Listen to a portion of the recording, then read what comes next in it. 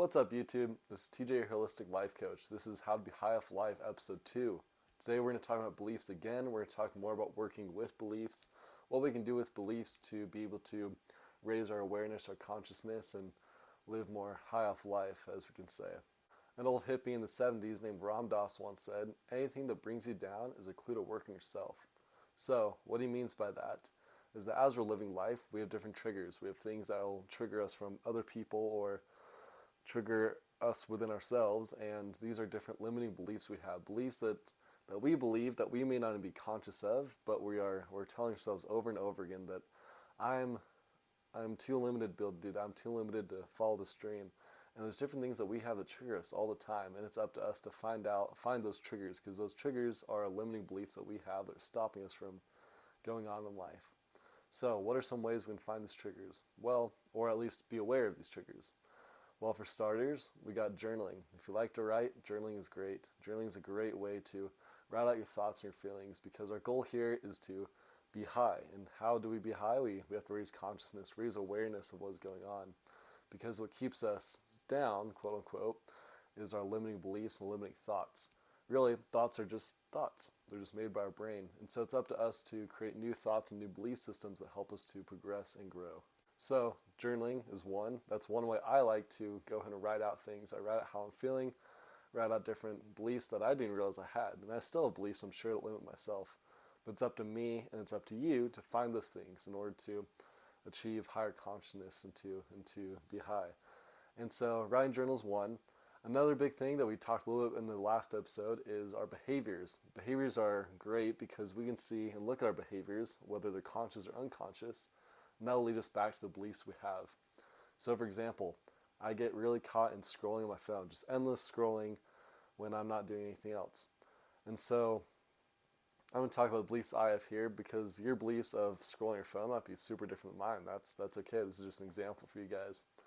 So, sometimes I'll be scrolling on my phone, and lately I've realized that the belief that I have, that I used to unconsciously believe when I'm scrolling, so there's nothing better to do. There's nothing else I could do that's more productive.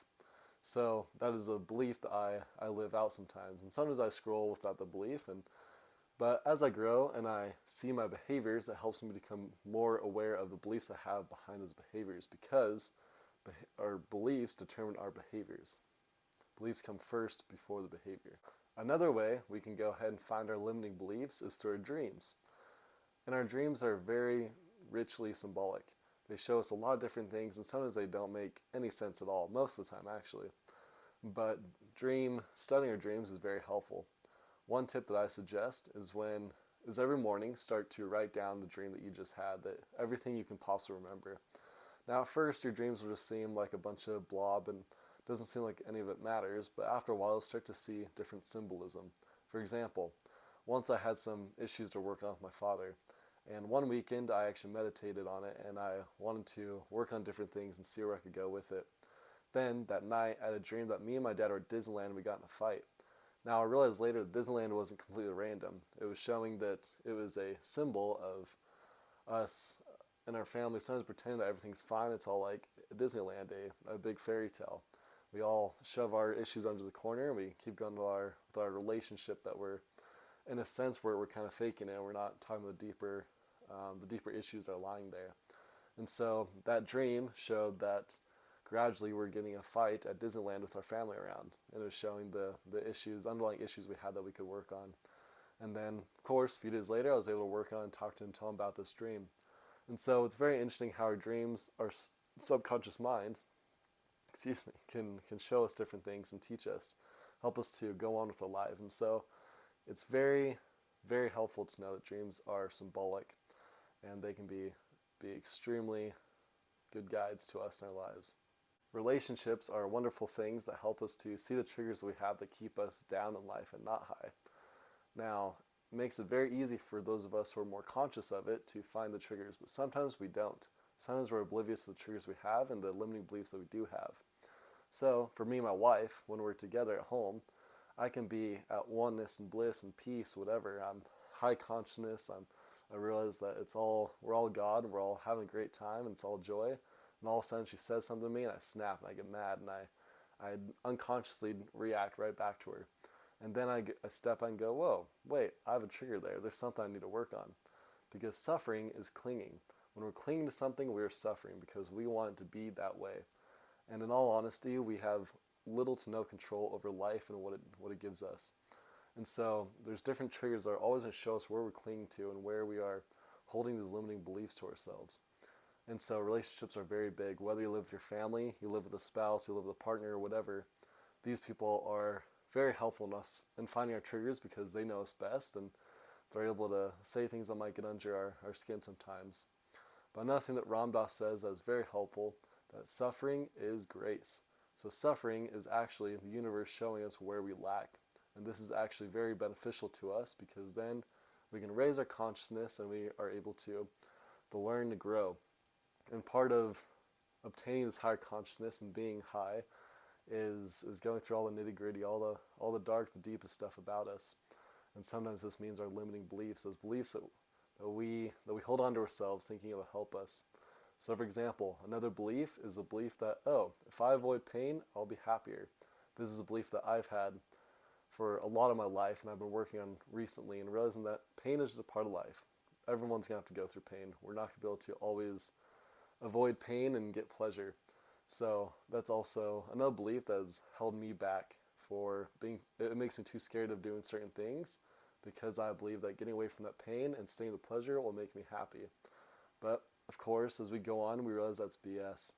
The greatest things in our life always come from us going through the pain of different things.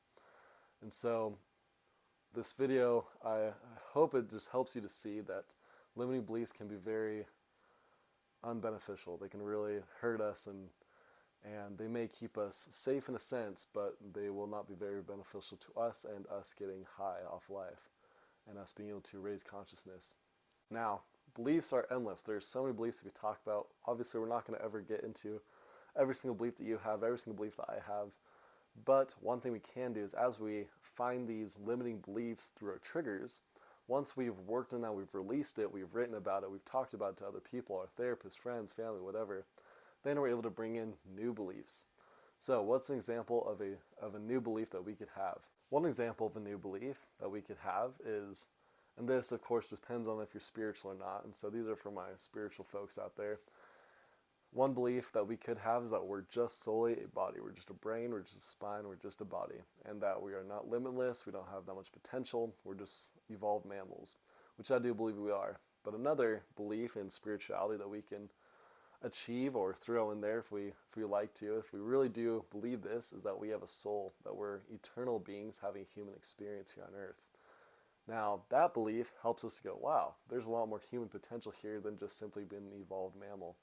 And this helps us to grow and to achieve much more potential and have the belief that we are capable of much more than what we think of sometimes.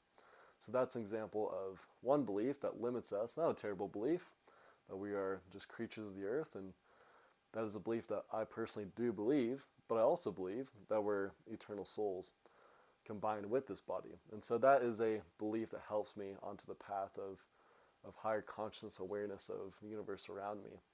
And so, of course, with beliefs, this sounds very stupid, but one of the most important things is to really believe it, not just to say it. For example, affirmations. Affirmations are big these days. People use them all the time to help them feel better. But if we don't really truly believe it, we don't truly try and feel that belief, then what's the point? We're just talking to a mirror. We're just talking to a wall. Talking to ourselves is just another thought like all the other thoughts we have. So we really need to try and feel this belief, to really try and feel in our bones and really believe it.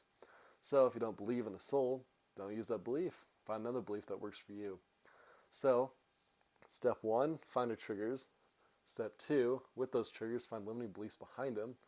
Then step 3, let them go. Step 4, invite new beliefs. Beliefs that's going to help you gain more potential as you go, to be more aware of your surroundings and aware of life as it is. So my goal here with this YouTube series and with this channel itself is I want to help everyone to be able to raise awareness and raise consciousness of what's really going on in our world here, what we're really being stopped by, and how our mind, as helpful and as amazing and wonderful and beautiful as it is, it also prevents us from doing amazing things. I want to help everyone to be able to raise their awareness of this and be able to step beyond the bounds of our minds, to be able to to love unconditionally, and to help everyone. And I've seen this change my life a ton, and I want to see it change your life a ton. And it's also helpful to remember that when we work on what's within us, then the things outside of us won't harm us as much. So what I mean by that is the triggers that we all have, as we work on it, we go through the pain, we look right into that pain to see what is it telling us, what is our body telling us, what is this belief telling us, what do I have to change? As we do that, then those triggers that we have aren't going to be as triggerful, I guess. They won't harm us as much. And as we do this, things from the outside won't bug us as much, because true healing comes from within. I hope this video has helped you guys. Please subscribe, like, comment, do all those great things for me to support me, to help me. Please comment down below what you think about this and what limiting beliefs have held you back. Also, you can comment, let me know what I can do better as a video creator to help you guys and to share information that I want to share with all of you. I love all of you beautiful souls. We'll see ya and have a wonderful day.